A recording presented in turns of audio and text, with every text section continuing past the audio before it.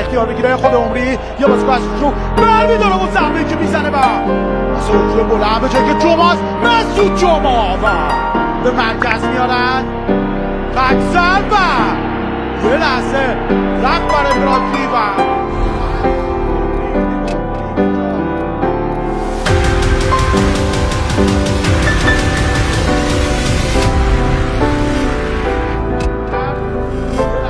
وارد محوطه جریمه خواهد شد. پاس به بیرون، چشمی توی دروازه.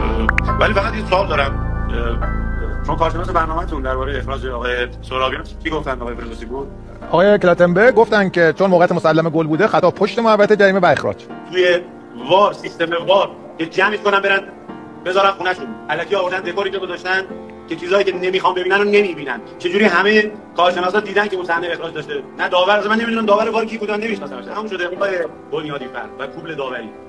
آه کل استان گیلان پشتتون خواهد بود، مطمئناً چوبش رو خواهید خورد در زندگیتون.